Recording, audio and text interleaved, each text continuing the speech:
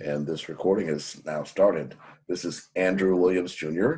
And welcome to another Conversations with Andrew Williams Jr. And today with Susan Elsa. This is Earth Show 777. In some ways, it's a replay from 2015 when Susan Elsa and I brought in this new millennium of consciousness. And I'm so happy to be broadcasting.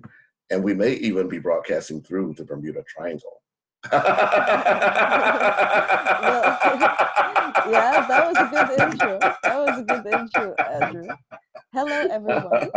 This is Susan Elsa. I'm very excited. I'm very excited to be having this conversation with you once again, Andrew, especially because, I've been very busy. I've been working on things that are very challenging but important. And you're going to see a lot of these projects this year.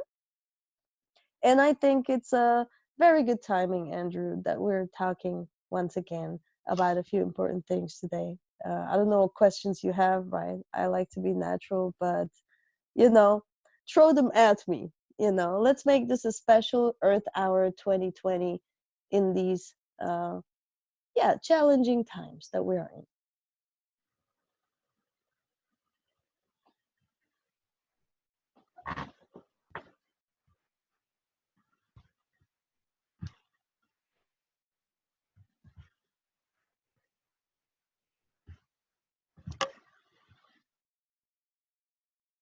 Hello. Hello. Welcome, Corin. Hey, I made it. I see a golden 7, but I'm...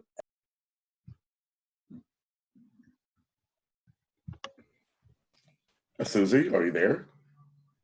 Yes, hello, Andrew. Yes, you faded out just a moment. Yeah, Corin, I hope you heard the welcome that I gave you because we're channeling this through the Bermuda Triangle now, and that's yeah. I didn't hear everything. I don't know why, but I'm here.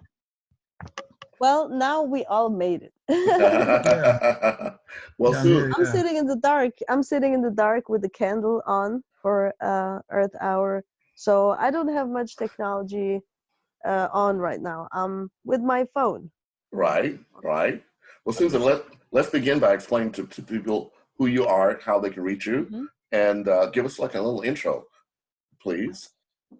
Well, little intro is always kind of difficult in my case. Well, Because I'm a very complex person. I always like to call myself a multi-dimensional being. okay. I'm a film director. I have a company. I have a music publishing. I'm always working. I'm very, very spiritual. I do have a strong connection to ancient Egypt and also ancient Egyptian, secret knowledge through an actual past life memory that came up in a special way in my life. And mostly I have a special connection with Michael Jackson.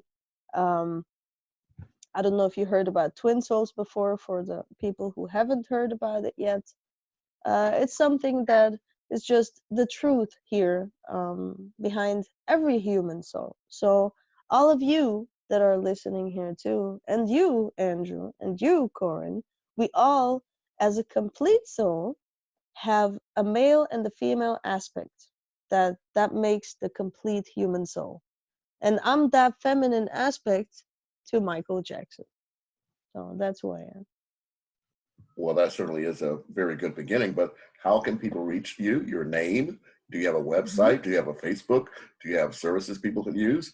That's what I meant by a little intro, Susie. Yeah. That's a little bit special in my case. I have been a little bit busy. I have been doing certain things. I've been working on a TV show here in Switzerland, doing spiritual consulting, you can say, doing a little bit of energy work, a far distance, a little bit of magic, like ancient Egyptian stuff.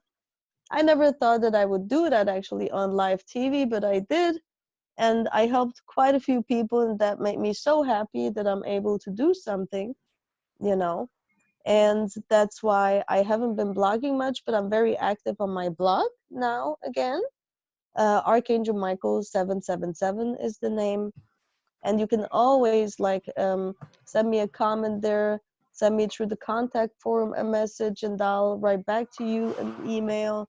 And you can also go to www.mystery then liongarden.com, and there you can always through the contact form or info@mysterygarden.com, you can send me an email. Well, this is a relatively very special time. This is not only March, which is International Women's Month, but today is actually Earth Hour. And for those of our viewers who don't know what that is, perhaps you can explain what you've been doing and what the meaning is to you, Susan. Yeah, well, to me it's very special too, Andrew, because it's also coincidentally the 10-year anniversary, I call it, for Michael's successful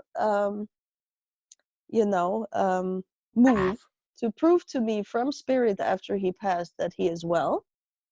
He was able to show up. I was able to see him, like all these things that happened between me and him because of this twin soul connection. These supernatural things I obviously never expected and didn't see coming, to be honest. That was 10 years ago. That was exactly 10 years ago. Wow. Okay. So, and we're nearing the precise date, which is also my birth date, right? 14th April 2020 is going to be the 10-year anniversary of my twin soul pop, which is like spiritually channeled music. Is like more a process, a method with which I work with Michael. And all of that started in the spring, like in March, literally 2010. And by April, he had convinced me to put out the song One Love that was just channeled through him, like telling me what to do on my little Mac at home. And then I put it out. So a lot has happened since. For those that don't know, you actually did, in fact, travel to Los Angeles to have that original meeting. Is that correct? Traveled to Los Angeles. I traveled to Los Angeles because I was studying film directing. So I lived there for a while. Okay. And yeah, that's how coincidentally or by spiritual fate, I like to say, I ran into Michael, and at Panera Bread in Santa Monica. So there is actually a physical connection with a spiritual relationship that exists. Yes, and I am just saying that because I saw recently that the CEO of Panera Bread has been helping people. They've been helping people with food deliveries and all that in these difficult times, and I like that a lot. So I just want to say this is very nice, and I enjoyed hearing that, and it made me feel good that because this is the place where me and Michael got into contact.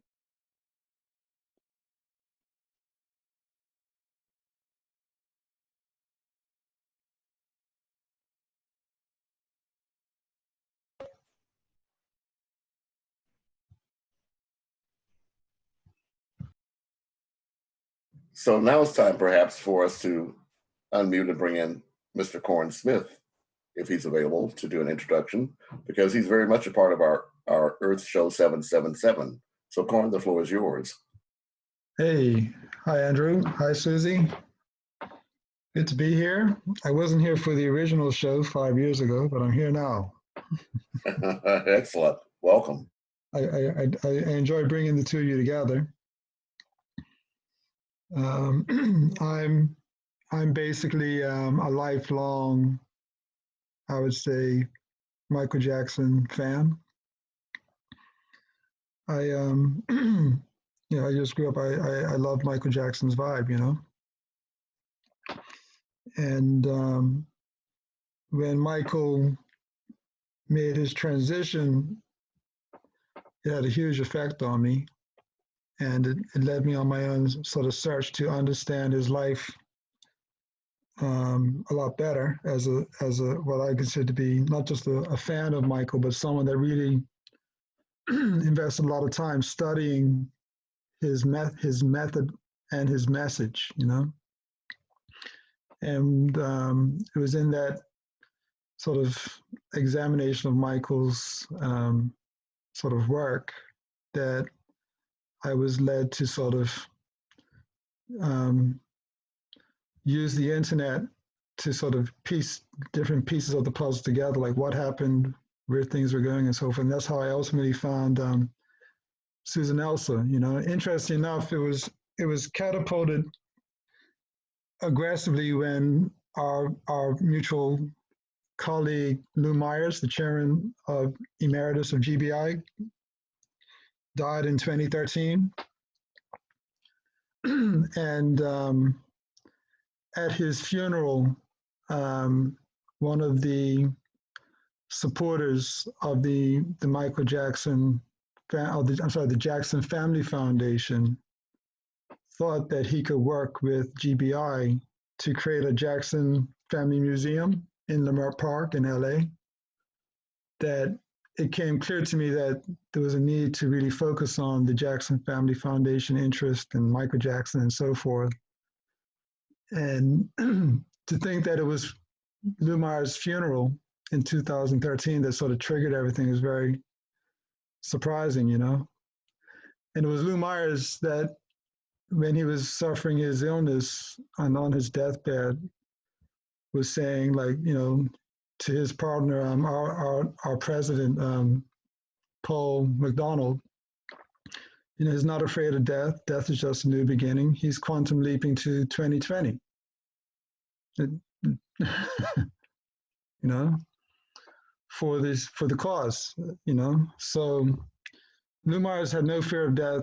He was projecting this this futuristic agenda that we're all connected to, and it was that burial that ultimately brought the Jackson Family Foundation into our team and legitimized my own search for answers about Michael's legacy. So it's great to hear now, you know, 7 years later, at least, to, I think, have formed a fully realized plan with Susie, watching her sort of blossom and come to this stage in her life where she can sort of really go forward into the broader universe and start to tell her story, and us being a part of it. But that's my job. I see myself as a supporter of Michael's work and looking to finish what he started in changing the face of pop culture, you know?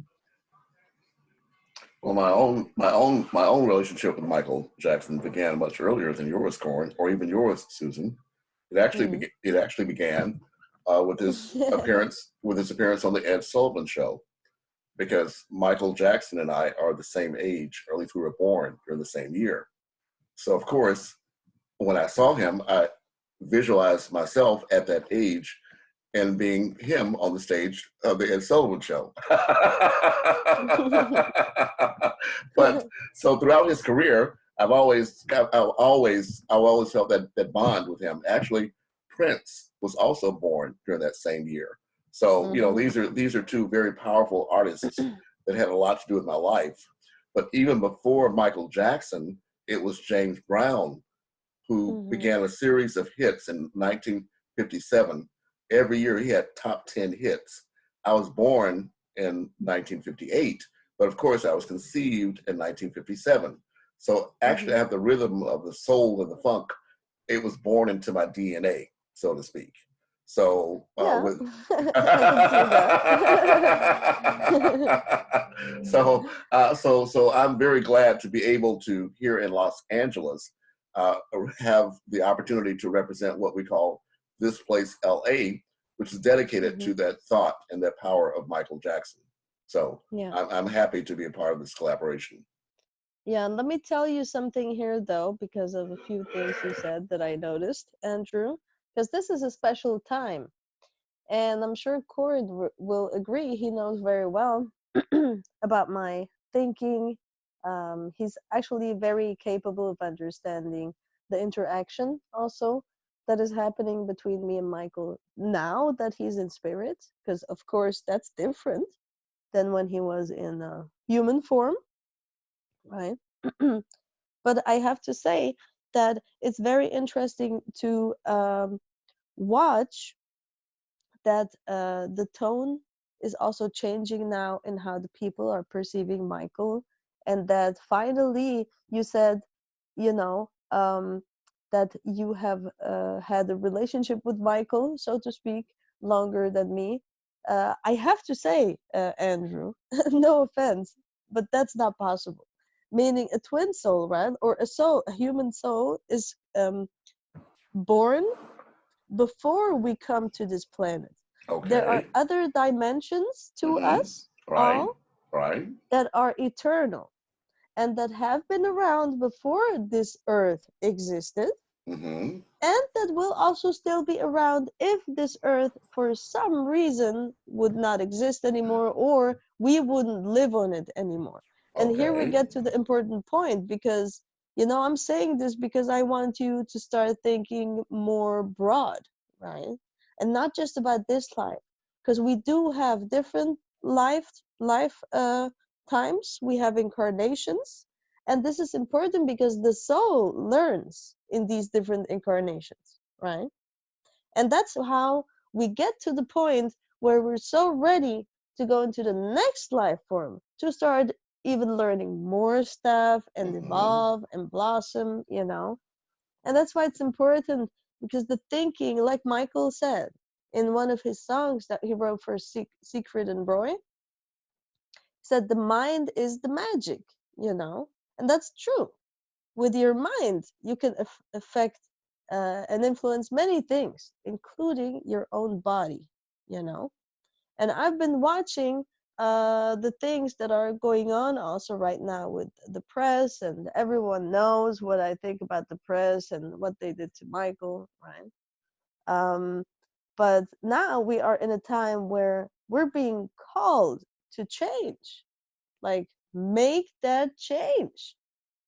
And Michael said that too. It's very special.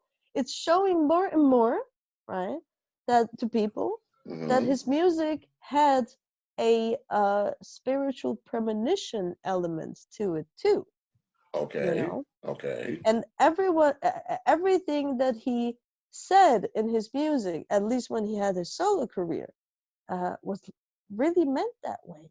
It came from his soul.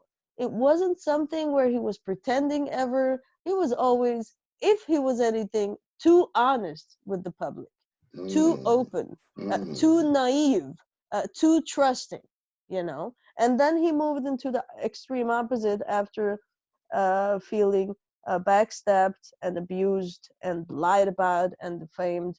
He didn't trust anyone anymore. But I'm just saying that the public could have had with Michael a much better relationship, and he would have done more interviews and such if he was treated differently, you know? Right. Right. Right. Well, here we are now in 2020, Susan. So, what is your vision for what we're going through now, and how does that impact what you're bringing to the table for the world?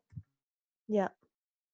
Well, it's very important that people realize the connection between things. And that's, yeah, I see that as my main job. I don't see myself mainly as a film director or as a music publisher and all these things. Mainly, that's why I said, mainly I see myself as this soul that is here right now, that has all these memories and this knowledge, and that is connected to Michael in that way, in that twin soul way, in order to help finish what he started, to finish his job, the very thing for which he um, worked himself into complete physical and mental exhaustion. Like people have no idea. Michael fought for this planet. Michael fought for humanity. He fought for healing the world. And so that's what I see is the main thing about me. And that's why I'm talking now, because, it's important. And Michael wanted me to talk now and basically be available to people and basically, support people, help people as much as we can right now. Oh, that's amazing and powerful. Corin, there's also a very empowering message that you've been able to develop with this, what you call the spark for humanity, that itself was a design that was created because of sacred architecture, but you found a way to frame that in such a way that it actually delivers solutions that are practical and powerful in this food desert that so many of our communities are experiencing. Perhaps you could explain to us a little bit about what that means. Yeah, thanks, Andrew. It's interesting because when I first connected with Susie, based on her writings and so forth online, it sort of, to me, opened up a whole new universe of Michael's perspective, because I never had sort of really taken to heart the essence of his name, Michael, which is named after the archangel Michael. It's kind of an obvious thing in hindsight, but during his lifetime, I never really made a big deal about the fact that he was named after Archangel Michael. And Susie just made it very clear, that Michael was the incarnation, or is the incarnation, of Archangel Michael. Okay, very, very bold pronouncement, and that Archangel Michael is also incarnated in Osiris, the prince or the king of Egypt, the creator, the founder of what we now know as civilization from an Egypt perspective, including the influence of Osiris on the agricultural sort of heritage of Egypt, That's These right, kinds and of- I'm glad you're mentioning that, Corin, because I just want to say something important here. Because Osiris, yes, he had many titles, including the Black King. So this is here also the Black history element. Plus, if we go back into this ancient Egyptian history, that part, what did Osiris do? And I mean, not the spiritual and mythological and supernatural part of the story now. I mean, when he was just a human being, when he was king, he introduced different diets. He introduced a vegetarian diet and basically veganism, you could say, vegetarianism, and that's why the ancient Egyptian bread recipe was invented back then too, basically by Osiris and Isis. Like we were looking for the ingredients. We found the wheat, the barley, these things. That stuff was put into that recipe, and it was something that is natural, without having to eat meat to survive. And now we are in a time where that becomes again very important. And from my perspective, I sometimes wonder how come that we had all this wisdom back in the day, like so long ago, including many other folks as well, like the Native Americans have a lot of knowledge, Native or ancient Indians, ancient Chinese, like so much knowledge has been lost. Why? Why are we living in a way with lifestyle now that is like a backwards evolution, not forward? If we were smarter thousands of years ago. Yeah, and so Michael's Jackson's sort of namesake, or his capacity to absorb that divine union with the creator, that spark of inspiration, that sort of crystallized consciousness for me, in hindsight, is very compelling. And it's the essence of me saying, oh, so that spark, that God particle, that thing that we consider to be the soul, the the life force. Michael actually was able to capture all that and lock it off in public scrutiny, under public scrutiny, and project it into this doctrine, Heal the World, the music of Heal the World, even the Earth song itself, which to me was, I call it like the magnum opus of his life, that testament to the earth. Mm-hmm. And so in working through all these details, for me, the way to sort of at least support what Susie's doing, what Michael's doing, was to, you know, say, yes, let's encompass the Earth song message. Let's create this Earth show format to just remember and reflect on and organize around that particular thing. He wasn't just about music in and of itself, although he mastered the art of music. He was also creating a vehicle of community to heal the world. You know, and it was in that essence, right. I just brought that consciousness forward. We were able to harness the resources that Andrew has in LA with the Encounter LA think tank for urban planning, and challenge that think tank to look at urban planning through the eyes of Osiris and these great names of civilization, and be able to attract this new architectural technique or engineering technique, which the engineer, Richard Nelson, himself says was inspired by Michael Jackson's Heal the World song, where Michael says, take a little space and make a better place. The engineer said, based upon that inspiration, he chose to make his engineering technique as small as possible to what we now would call an agripod, like a structure that can fit in everybody's backyard to help them grow their own foods, fresh, clean foods, you know? So we've been able to and I was thinking about that. Let me just throw in, right? Like that when anyone also hears this, you know, anyone hears about this and is interested, right?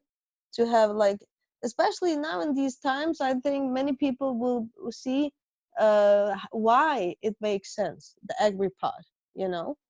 And like you say, you can have it in your backyard. If you have a backyard and then you know your food is clean, nobody touched it except for you, you know, like it's a very, very good concept, technology for agriculture.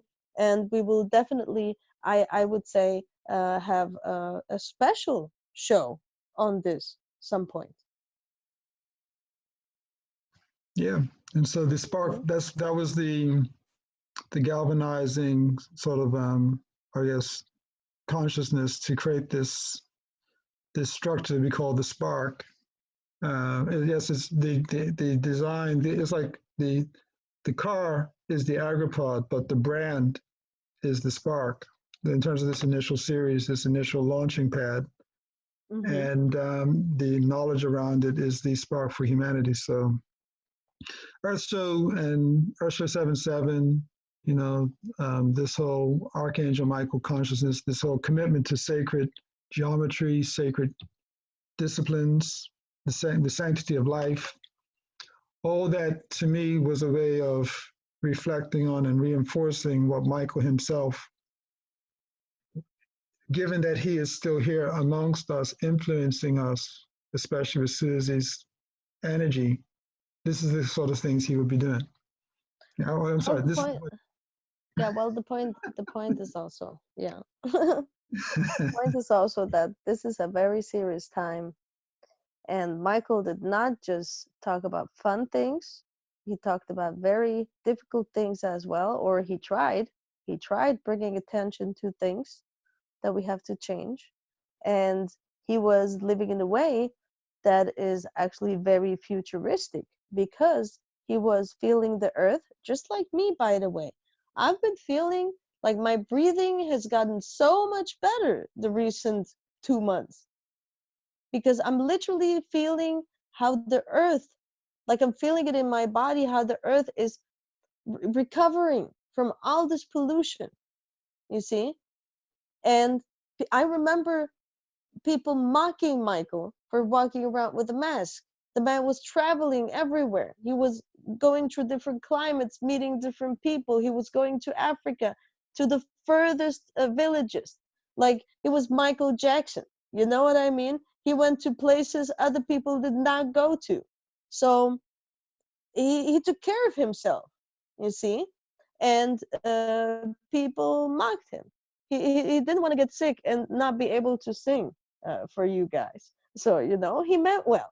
And now we are in a time where, I mean, people had to wait and wait and wait and keep not listening, right? And keep spreading this like negativity or pollution. Also, we're not just talking about physical stuff here. We're talking about spiritual energy, spiritual matter. We're talking about history. In certain places, you have karmic energy that gets stuck like in the place itself, like geographically, you know. These things can be healed. That's why I was a few years back at the Bermuda Triangle to do just that. It's like an earth energy healing work, I call it. But what I'm trying to say is, I'm also doing this interview today to just make people aware and raise awareness that if you want to also in these times, you know, do something constructive while you're at home, hopefully, you know, while you are growing your understanding for people around you again, because that's important. We have to think about other people and not just ourselves, you know. And and if we're fit and we don't have a problem, that does not mean that we can, you know, do whatever we want. If everyone's telling you just stay at home a little bit, right? Because there's other people who might get harmed by this virus, right? So these type of things are, to me, a result of human behavior towards nature, towards animals, towards ourselves. And that's where we get back to Michael's Man in the Mirror. Corin said, heal the world. We Are the World is another song he did. And then you have also the special songs with We Are Here to Change the World. That's another one from the Captain EO soundtrack. It's a short film that was back at Disney back in the Yes. day. Yeah, I recall. 3D, exactly. Yes. Uh-huh. So all these things, you know, like if you look at Michael's work, you'll see that he was basically kind of like Nostradamus style, and I'm not kidding, giving you in an entertainment way, but if you analyze it closely, hints to what you should, or not hints, like a message to what you should change, what you should watch out for, how we should adjust again and remember the time when we were more wise in dealing with nature, right? Remember the truth, ourselves, etc., so that we can get the best now out of our world, our lives here on earth, and not destroy everything around us. That's not why we're here. This is not God's original plan, and we're never going to be also stronger than the earth. And like people are learning now the hard way, you know, a little virus is stronger than us, you see. Yes. So it makes sense, like, make that change, you know. And the next time you want to hurt an animal, the next time you want to spill something chemical into a river, think about what that will do to your own health, to the air you breathe, you know, because without breathing you can't live, without eating you can't live, without drinking clean water you can't survive. So let's take this as a lesson, like the final wake-up call. And you see how my voice is turning, because this is Michael's energy when it comes true, when he is like putting this energy through me, because he's very, very serious about this, and he sees more than me. He's not even showing me everything because he likes to protect me, you know, and have me always happy and in a good mood, you know, and I'm very compassionate and I'm very sensitive. But this is the time, I'm telling you, to make that change. We won't have 1,000 chances, you know, we're already very late. Right. very late in Right. making that change. Well, Corin, that How long ago did Michael say that already? Think about that. well, he did say in his last song. That's Corin. I want to bring this back to you because Earth Song is one of those songs that had a very powerful impact on the world. But Corin, is the timing of that was very special in Michael's performance career, and that impacted your decision to. Well, I'll let you tell the story. So I'll turn it back over to you. Well, yeah, I mean, yeah, Earth Song was, you know, yeah, for me, it was, well, this, you know, it was the last song that he performed live, you know, and Michael's life to me demonstrates this sort of, I call it supersymmetry, in that like certain events in history always repeat themselves, you know, like the American Revolution or the Industrial Revolution, or, you know, they just keep on repeating, or the interpretation of the Book of the Dead or the discovery of aviation. They keep on propelling themselves. Michael's life has that sort of supersymmetry when you look at it from start to finish. Even now, 10 years later, his life is still repeating itself, or being repeated or retold or reinterpreted, you know? And to think that with all the things that Michael went through, the last song would be Earth Song, to me was just monumental. Now, what for me is the most prophetic about Earth Song is, you know, over and above the film for it and the characters and the themes in the end of the film, is this invocation of Abraham and the dying man at the last sort of chorus, the last verse, is invoking the biggest name of prophecy, Abraham, the father of monotheism, you know, as an anchor of like how humanity has to come together, you know. So that's just to get that off, you know, off my chest in terms of Earth Song is a very critical, a very pivotal song in his supersymmetry, his life story. And to me, you can't have Earth Hour or Earth Day in pop culture and not reference that particular song in the observation of these planetary or these global events, you know. But putting that song in proper context of humanity and whatnot would be our work as the sort of Bermuda Triangle connection for Michael or with Michael. You know, the safe haven or the twilight zone sort of Atlantean civilization root chakra of the planet where Michael's truth can be revealed. You know, it's not going to come from Hollywood. It's not going to come from like, you know, Oh, it's definitely not going to come from Hollywood. But let me say something about the Earth Song, okay? Mm-hmm. Because this song is about the planet, the Earth, like we said. And if you look at it, if you look back at it and you listen to it, you'll see that the whole hook of it, right? It's not even sentences or words. It's just basically Michael expressing like a channel to the like to the, he always loved being the voice of the voiceless, right? He did that for children, and he did the same thing with that song for the planet, you see, because the planet can't tell us in a verbal human way, hey, stop doing this to me, you know. So this song represents Michael channeling the earth's pain, and that's why it's like he's screaming, like he's having pain.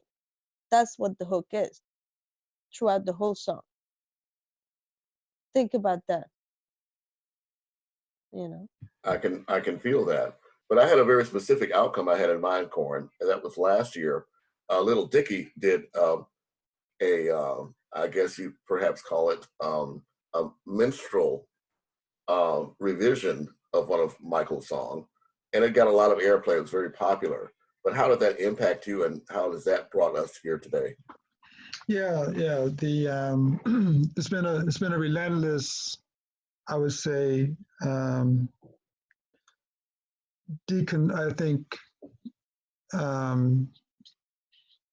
a relentless sort of attempt to sort of cancel Michael's influence or legacy or deconstruct it from all different parts of, I think, pop culture, whether,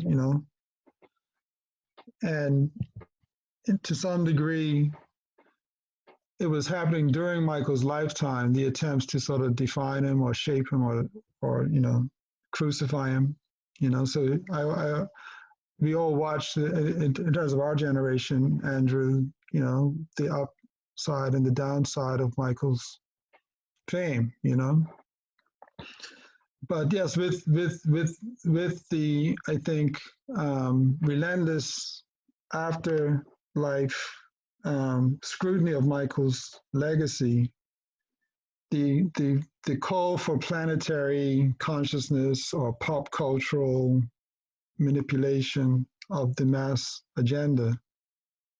Many people have been trying to exploit or take or recreate pop culture, whether it be in the spirit of Michael or in spite of or beyond Michael, And last year, it really came to a head because it was the natural sort of 10-year anniversary of Michael's transition, and all kinds of confusion was thrown up to distort that reality, including, the Leaving Neverland documentary on the one side, or for that matter, the arrival of this sort of Earth song by Little Dicky, Yeah. which sort of, it was. Yeah, hold on. Yeah. You know me, and you can't mention that without me having to say something. Hey, Now that you brought this up. Go ahead. Oh, yeah. This is when I get serious, because this is one of those things with which you can make me become your most dangerous spiritual enemy that you are capable of imagining.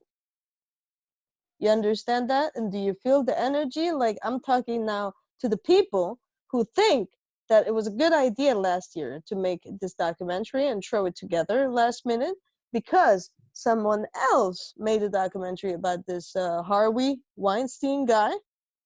Okay.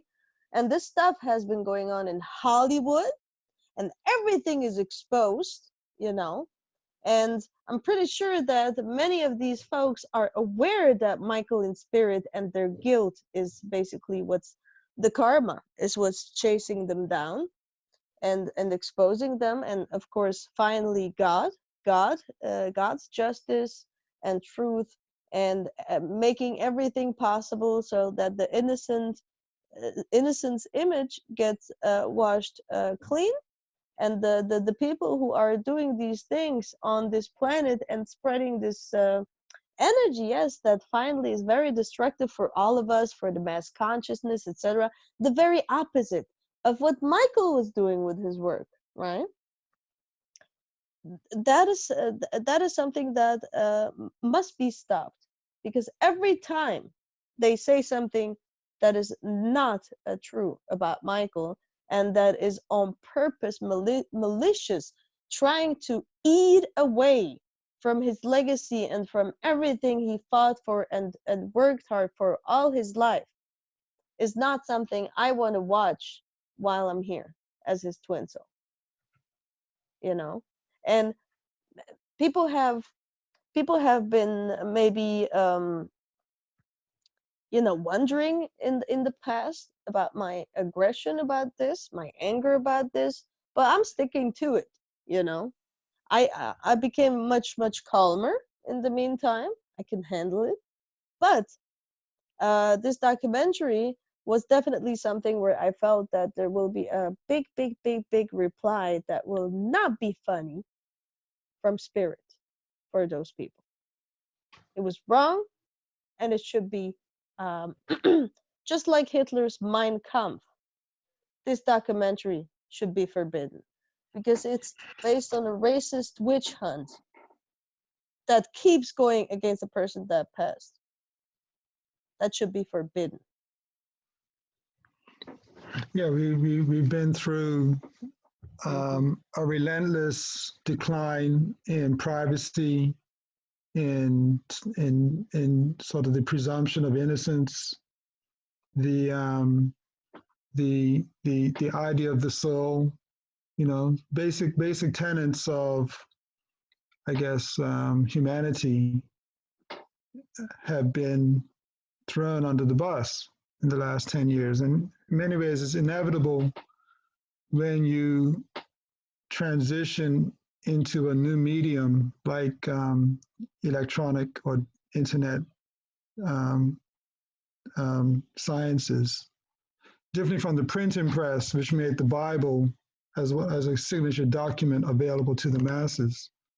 Now we've entered into the digital realm where your privacy can, in fact, be released into the public domain. Michael was one of the first real subjects of this kind of fascination, where his private telephone calls or his movements would actually be put everywhere all the time, a relentless invasion of his privacy. Now, not everybody would be willing to or would even anticipate that that could be a thing, but Michael would be the first sort of real avatar or subject matter of that, and probably last the test of time as that first person of real fascination for this particular era, right? So in the shock of this new digital universe invading his privacy and relitigating his life, 2019, the 10-year anniversary of his transition, could have been or might have been presumed to have been the natural place to put his life in its full perspective, although it was used to try and cancel him. Now hold on, because now we gotta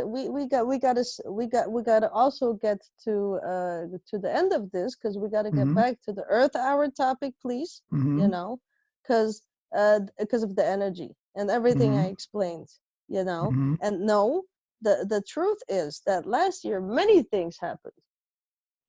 Many things happened that are positive. They're just not saying it. And we're not going to focus on this. That's what I'm talking about.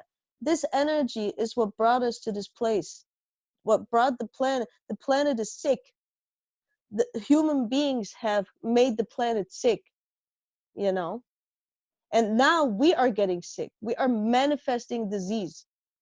It's out of control, and that's what we need to talk about now. You understand? It's very important.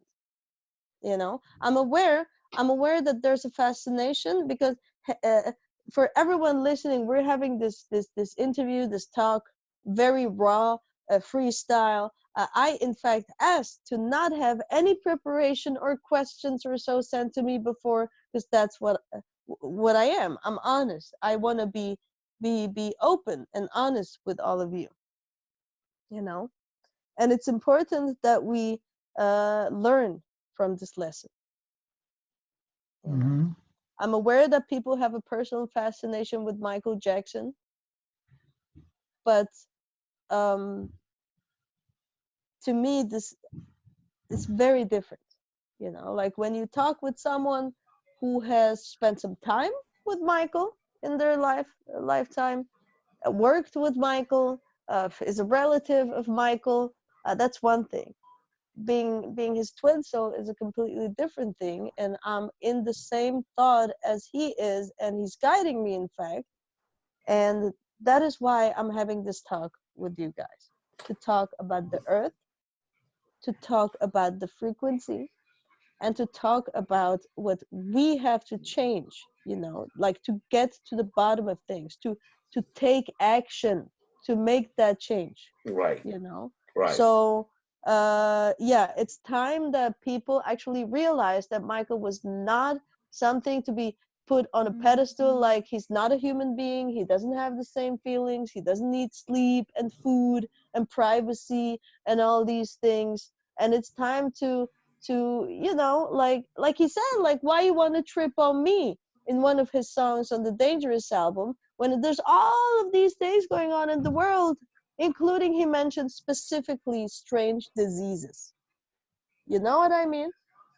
Yes. Well, And he actually, was a vegetarian, and he had a zoo at Neverland. He had all kinds of animals and was playing with them, but he was not eating them. You see what I mean? He was hmm treating them well. He was being their friend. He was playing with them. So many things he did, not just in his music, but in his life. Yes, as a person, he was a good role model for people to learn from, and also for men, by the way, on how to be a gentleman for younger folks out there who nowadays just don't know much anymore about like old school gentleman style, just saying. yes. Even chivalry and all that stuff that still has a very real meaning. Exactly, there Yes. you go, And even there you go. even etiquette that has a very important place in all this. Exactly, However, there you go. Susan, the point I was trying to lead Corin through to the Spark for Humanity was that that song sparked the Mother Earth song, or the remix of Mother Earth, and that was a Grammy-nominated song, and that had a very powerful implications all over the world, and it even led to the more recent Mother Earth song for Anika Best that actually led us through this past New Year's Eve to have a drum circle around the world to bring a healing vibration to the world. So, Corin, this is kind of that I would like for you to, or one of you. We went into the fire to signal that we can use reggae music to shift the whole toxic waste syndrome very aggressively, you know. And to me, it was a way to sort of transition what was initially channeled by Michael as a one love theme, which is very much a reggae theme from Africa origins, into the diplomacy around how we shift the focus of these what I call them minstrelized versions of history. People have appropriated African culture relentlessly since the fall of Egypt. And now is a chance to recalibrate and shift. And yes, 2020 becomes a whole new frontier for I think pop culture, especially with what we're now going through this week, I guess, as a monumental shift of focus with this whole, I guess, pandemic thing. To me, it was interesting enough, of all things, to see so the Soul Makossa musician make his transition. The guy, the song that influenced "Want to Be Starting Something." Oh yeah, that also has historical relevance too, because that was the first African or first artist of African descent to have a top 40 hit in the United States. Yeah, so that was very relevant. Yes. Yeah, it highlights Michael was bringing African culture. He was obviously looking at Bob Marley and Peter Tosh and all kinds of things. I think you can see like laced in his were part of his influence, even at that pivotal time. So we're in a whole new, I think, universe at this stage in pop culture, and Michael's, I think, universal themes are now, I think, very much in very good position to just dominate the airwaves. Yes, Earth Hour, I think, is a legitimate focal point for Michael's influence to be respected. I think Earth Day is another one that will become more and more tuned into Michael's energy. The things that could have, should have, might have happened in 2019 can actually now take place in 2020, really untainted, undistracted. And this is just as I see, what was always the, I think, intention of the Earth Show format. I think we ourselves had predicted it, because we were saying that we were quantum leaping to 2020, not 2019. Right. Yes. Interesting enough, Right. So here it is, Earth Show. Yes. And what a move. There's no live events, no major concerts, no nothing allowed. Okay. Right. But whatever does Yes, come out of this pandemic, it's going to be something different. yeah, and but you see that like the pollution is already decreasing everywhere, and nature is breathing. Like I've heard from different directions, from different countries, that there are actual like different animals being visible again that haven't been seen in years, you know, because people are at home, because people leave for once a little bit of space to breathe for nature, because they're at home. You see? Which shows that when we go out, we misbehave. We don't know how to be in a good relationship with nature anymore and with the animals. And that's what we have to remember. That's what we have to change, because it means that we change the way we treat ourselves. Look at how people treat each other. And this virus, in a very tough lesson, I just want to say, is also showing people that we're all one race, meaning the human race. There's no black or white. We're all the same.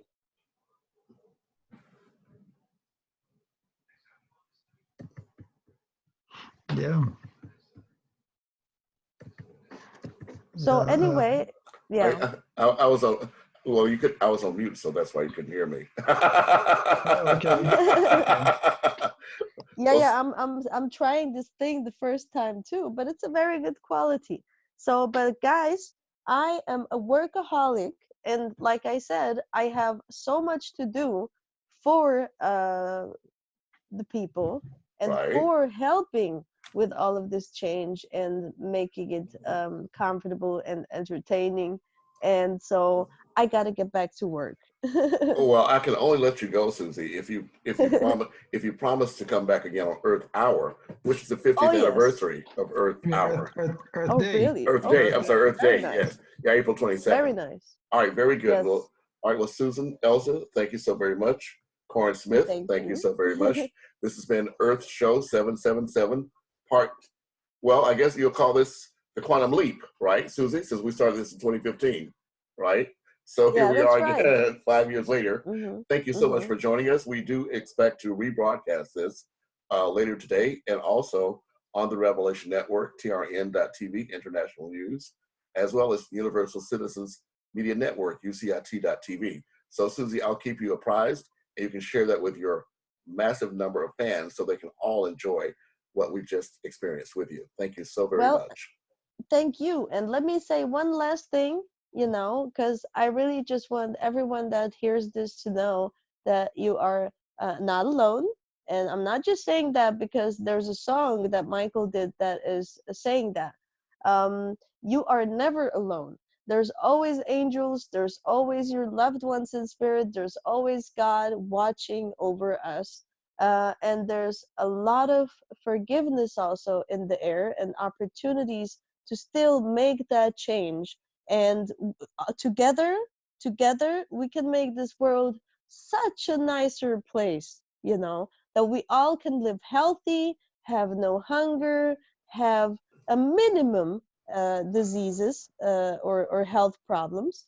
And that's the vision, to make this planet as close as possible like heaven, you know, and respect each other and love each other. And that means all of us, like including the animals who also have souls and can help us a lot in our evolution.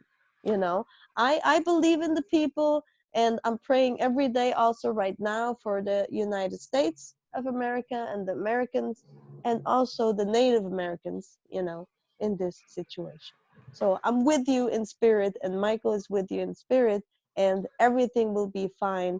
Just keep the faith up now. Well, you've timed that so perfectly that it's time now for you to end up to let people know how to reach you for those people that weren't joining us at the beginning, Susan. So please, Yes. if you'd be so Well, kind. yes. If you want to reach me, the best way is to just send an email to info at connectionlinegarden.com. Or you can also just go on my blog, Archangel Michael 777. It's kind of a very known blog. So there you can comment, you can send me a message, contact me anytime. And I'll do my best to get back to you as soon as I can. Well, thank you so much. And we're out of time. Please have a fantastic day. This is another Conversations with Andrew Williams Jr. Thank you so very much. Thank you. All right. Bye-bye.